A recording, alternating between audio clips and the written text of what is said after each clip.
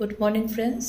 আজকে একটি ছোট্ট বিষয় নিয়ে আলোচনা করব, সেটা হচ্ছে benefits of the warm water, hot water. আমরা সবসময় প্রায়ই কোল্ড ওয়াটার ইনটেক করে থাকি বা চিল্ড ওয়াটার ইনটেক করে থাকি, but in science the benefits of worm water is very much than the cold water. তো কয়েকটা পয়েন্টস নিয়ে আজকে ডিসকাশন করছি যে কেন আমরা গরম জল খাবো।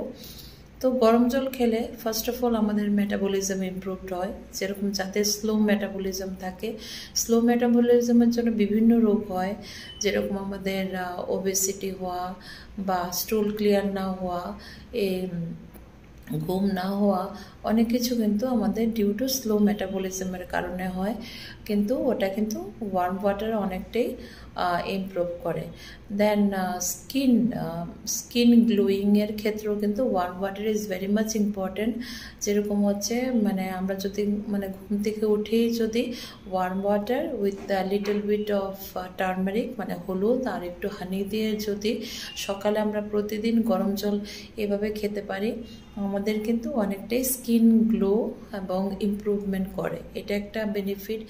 দেন স্ট্রেস অ্যাংজাইটি যারা প্রায়ই ভুগে থাকেন, তারাও যদি ওয়ার্ম ওয়াটার রেগুলারলি ইনটেক করে, তাদের কিন্তু অনেকটাই স্ট্রেস অ্যাংজাইটির থেকেও বেনিফিট পায়।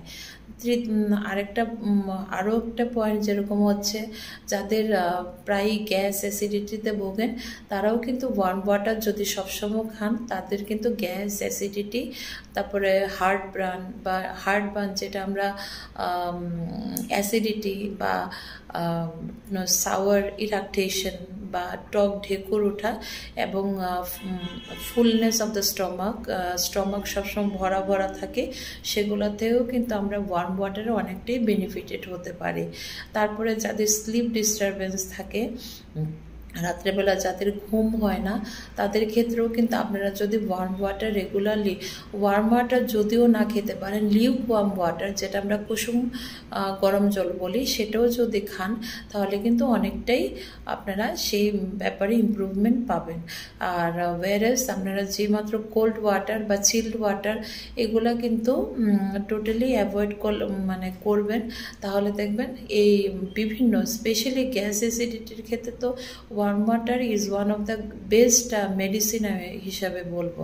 কারণ আমরা যেরকম ওষুধ, আমাদের হোমিওপ্যাথিক বিভিন্ন ওষুধগুলোতেই আমরা কিন্তু প্রায়ই বায়োকেমিক ওষুধগুলো কিন্তু আমরা বলি যে please take it with warm water বা লিউকওয়ার্ম ওয়াটার, কারণ ওটাতে অ্যাবজর্পশনটাও আমাদের ভালো হয়। খাবার আধা ঘন্টা পরে যদি আপনারা স্লাইটেস্ট ওয়ার্ম ওয়াটার ইনটেক করতে পারেন বা এক glass half an hour minimum 1.5 hour পরে যদি ওয়ার্ম ওয়াটার খান, দেখবেন যে খাবারটা খেয়েছেন এটা কিন্তু অনেকটাই বেটার ডাইজেশন হয়। তাহলে আমি আজকে জিএসটি কয়েকটা আলোচনা করব, পরে আপনারা প্রত্যেকেই চেষ্টা করবেন যে গরম জল খেতে। Thank you.